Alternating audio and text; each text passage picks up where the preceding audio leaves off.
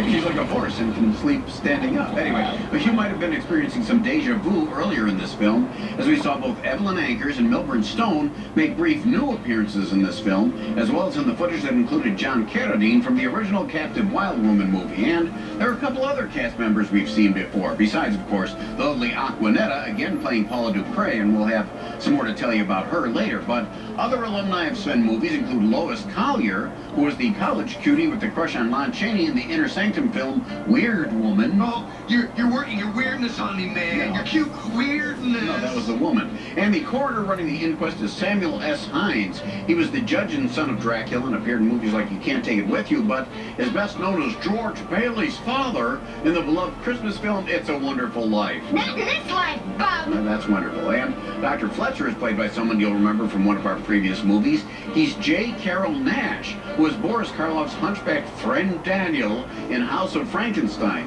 He played all sorts of ethnic characters and is remembered for portraying the lead Italian character in both the TV and radio versions of Life with Luigi. What qualifies this Irish actor to play an Italian? Master Joe.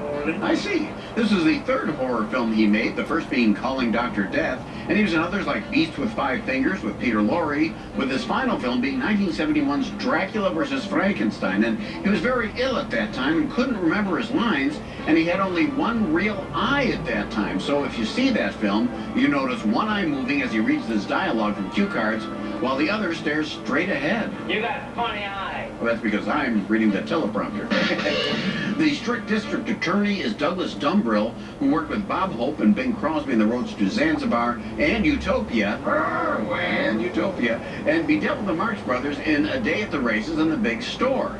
A notable actor in this film is Pierre Watkin, playing Dr. Meredith.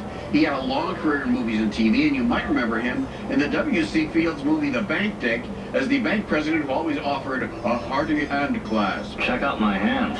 Yeah, because it was kind of a cold fish limp sort of thing. He also played Perry White in the old 1948 Superman movie serials, and when the TV show's Perry White, John Hamilton, passed away in 1958, he was going to step into the role, but the unfortunate death of George Reeves brought an end to the program. Yeah, it was sad. We'll be meeting the caretaker, George. He's Christian Rube, who was a coachman in Dracula's Daughter, but is better known as the voice of Geppetto in Disney's animated Pinocchio. Oh, we got a live one here. He was a real live boy. And later they'll bring in a fingerprint expert. He's played by Tom Keene, who was Colonel Edwards in Ed Wood's Plan 9 from Outer Space, and starred in a bunch of RKO westerns in the 30s, and he also was once honorary mayor of Sherman Oaks, California. Not governor, mayor.